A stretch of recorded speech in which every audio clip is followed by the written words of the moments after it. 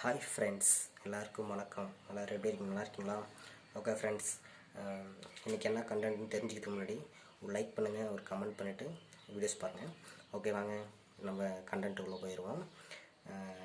இன்றைக்கி ஒரு கமெண்ட் வந்துருந்துச்சு.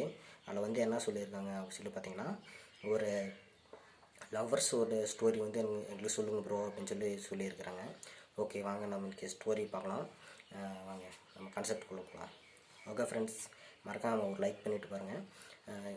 ஒரு இரண்டு லவ்வர்ஸ் வந்து ஒரு அழகான ஊரில் வந்து வாழ்ந்துட்டுருக்குறாங்க. கிராமத்தில் வந்து வாழ்ந்துட்டுருக்குறாங்க. அவங்க வந்து ஸ்கூல் லைஃப்பில் இருந்து லவ் பண்ணிக்கிட்டே இருக்கிறாங்க.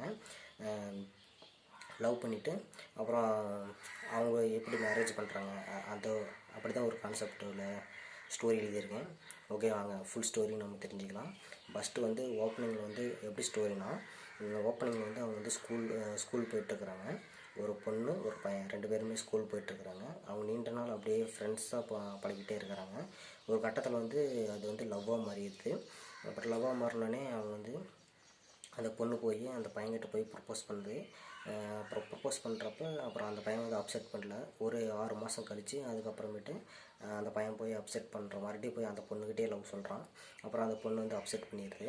அப்செட் பண்ணிட்டு நல்லா ஓகே அப்புறமேட்டு சொல்லிவிட்டு அப்புறமேட்டு டீ குடிக்க வந்து காஃபி ஷாப்புக்கு போகிறாங்க.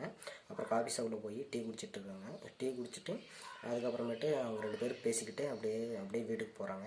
அதுக்கப்புறம் இதோட ஃபுல் ஸ்டோரி வந்து இன்னொரு வீடியோவில் போடுறேன். ஓகே ஃப்ரெண்ட்ஸ், இந்த வீடியோ பிடிச்சிருந்தா மறக்காமல் லைக் பண்ணுங்கள், ஷேர் பண்ணுங்கள், கமெண்ட் பண்ணுங்கள்.